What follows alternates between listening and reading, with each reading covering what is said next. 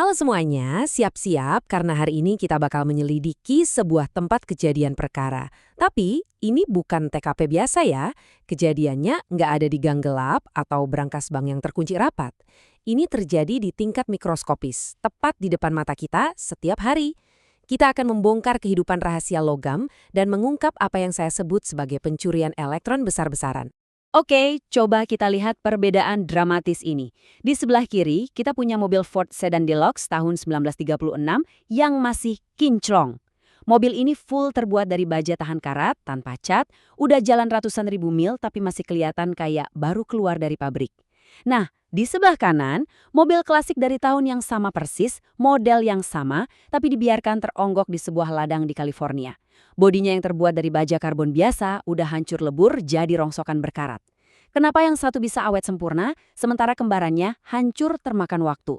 Percaya deh, ini bukan sihir, ini murni ilmu kimia. Dan kalau kalian pikir misteri karat ini cuma masalah kosmetik atau sekedar ngerusak pemandangan, tunggu dulu, pertaruhannya gede banget loh. Karat atau korosi ini diam-diam merampok sekitar 5% dari seluruh pendapatan nasional negara-negara industri. Bayangin aja, 5% dari seluruh produk domestik bruto menguap begitu aja cuma buat perawatan, pencegahan, dan ganti komponen yang hancur gara-gara reaksi ini. Ini benar-benar pencurian senyap bernilai triliunan dolar. Jadi, buat memecahkan misteri logam ini bareng-bareng, ini peta jalan kita. Pertama, kita bahas pencurian elektron mikroskopis. Kedua, hierarki logam. Ketiga, variabel dunia nyata. Dan terakhir, batas kecepatan karat. Yuk, langsung kita mulai. Bagian pertama, pencurian elektron mikroskopis. Kita sering banget ngelihat karat dan mikir, oh itu cuma besi yang membusuk atau menua.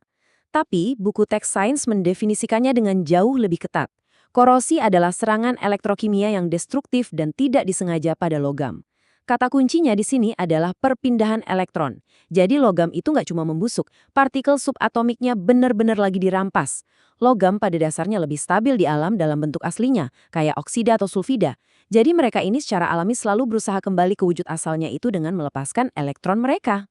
Yang namanya pencurian, pasti ada pihak yang jadi korban dan ada yang diuntungkan kan?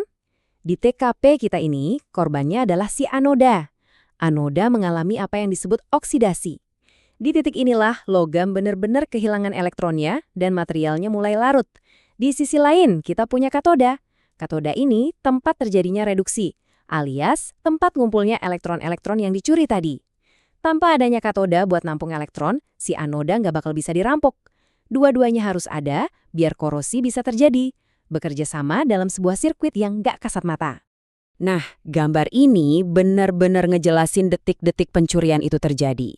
Kita bisa lihat, besi di sebelah kiri dan tembaga di sebelah kanan dihubungkan sama kawat dan direndam dalam cairan elektrolit. Besinya bertindak sebagai anoda. Dia teroksidasi. Partikel besinya larut ke air jadi ion dan melepaskan elektron. Elektron-elektron itu langsung kabur lewat kawat, persis kayak mobil buronan di film perampokan, menuju tembaga yang jadi katodanya. Di suhu ruangan 25 derajat Celcius, reaksi pasangan galvanik ini ngasilin tarikan sebesar 0,780 volt. Tegangan inilah yang jadi motor penggerak perampokan tersebut. Masuk ke bagian keluar, hierarki logam. Coba perhatiin tabel seri galvanik ini buat ngelihat siapa yang bakal menang dalam ajang tarik-menarik molekuler ini. Di posisi paling atas, kita punya logam mulia kayak emas dan platina. Mereka ini sangat inert. Mereka memegang erat elektronnya dan hampir nggak pernah teroksidasi.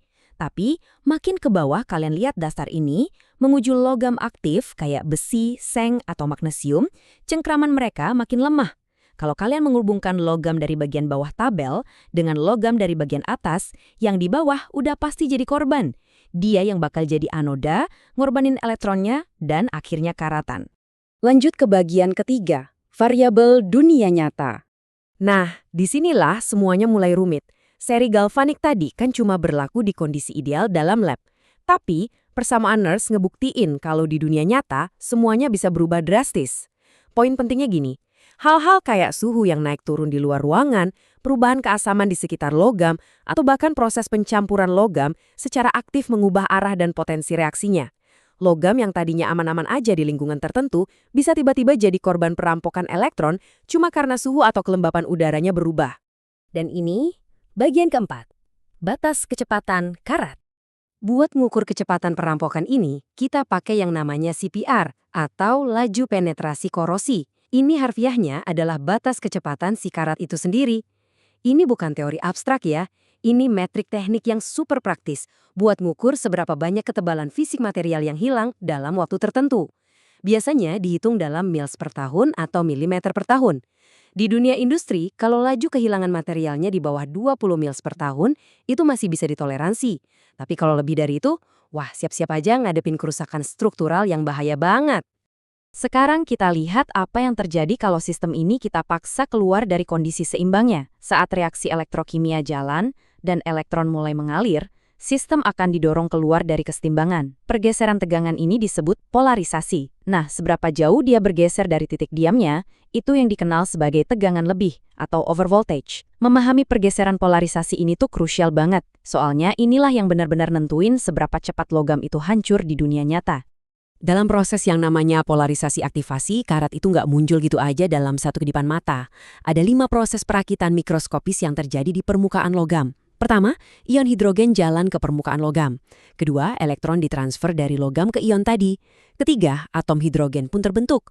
Keempat, 2 atom hidrogen ketemu dan gabung jadi satu molekul utuh. Dan terakhir, molekul-molekul ini ngumpul bareng buat ngebentuk gelembung gas yang akhirnya melayang pergi. 5 langkah ini terjadi berurutan satu persatu. Dari 5 langkah tadi, ada satu prinsip menarik yang berlaku. Prinsip leher botol. Sama kayak rombongan mobil di jalan yang cuma bisa jalan secepat mobil yang paling lambat di depan mereka, kecepatan seluruh proses korosi ini mutlak ditentukan oleh langkah yang paling lambat. Jadi, kalau misalnya langkah nomor 3, yaitu pembentukan atom, butuh energi paling besar dan jalannya lambat banget, ya udah, seluruh reaksi karat di struktur logam raksasa itu bakal ketahan di kecepatan langkah nomor 3 itu. Dunia mikroskopis benar-benar memegang kendali atas kehancuran di skala makro. Luar biasa kan? Sesuatu yang selama ini cuma kita anggap sebagai proses penuaan yang membosankan, ternyata adalah perang elektrokimia mikroskopis yang super kompleks. Ini adalah tarian elektron yang dikendalikan oleh hukum alam, kelembapan udara, dan reaksi terkecil di permukaan logam.